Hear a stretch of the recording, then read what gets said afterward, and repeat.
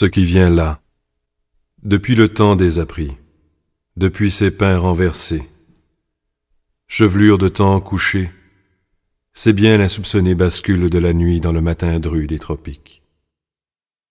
C'est le dévaler de mots occultes, pensées de veille, silence échappé du regard, discrète et douloureuse fenaison du jour qui précède et du jour qui revient.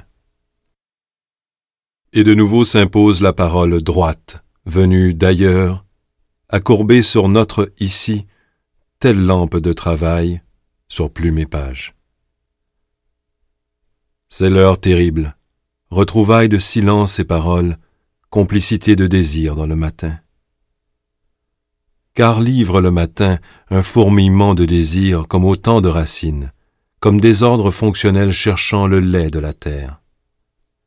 Et seuls les arbres puissants connaissent le serré, l'exigeant, le forcené de tels attouchements.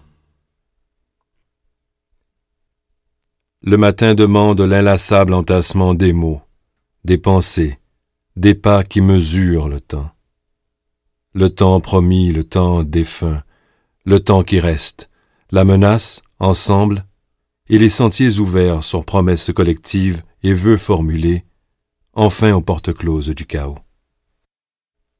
Voilà sans doute avec ce matin de trêve mûre, le moment où connaître une fois pour toutes et pour la dépasser, l'arrivée des galions, ou nommer pour le fondre ailleurs en d'autres mouvances caraïbes, le feu au bois, les soirs où l'on croyait enfin cerner le marron comme on croit étreindre l'ordre éternel des airs naïves.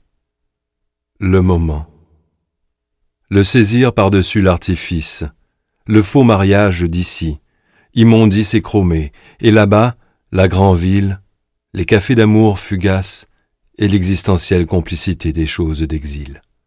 Saisir, en vérité, l'avancer, à défaut d'arriver, l'allonger, sinon la certitude.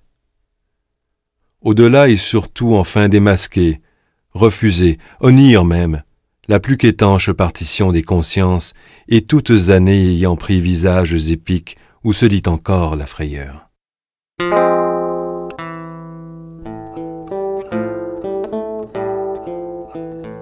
Ah, que jamais ne s'éteignent les lampes de travail qui savent dénouer la peur, car elles éclairent les ombres et dévoilent les cheminements.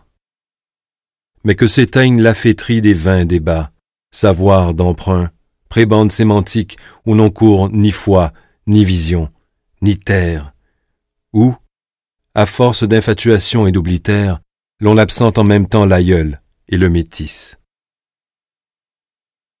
À quelques tournants viendront sans doute des amis aux yeux désormais ouverts. Les faces ne seront plus des irraltés, ni d'impossibles pesées. Mais d'ici là, terribles seront ces visages densément confus de la pensée, qui jamais ne se dérident et toujours se creusent.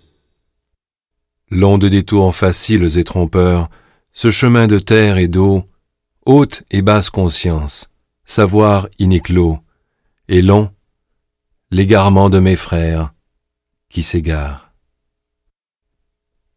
Quand viendront les amis ouverts, il s'agira d'autres temps.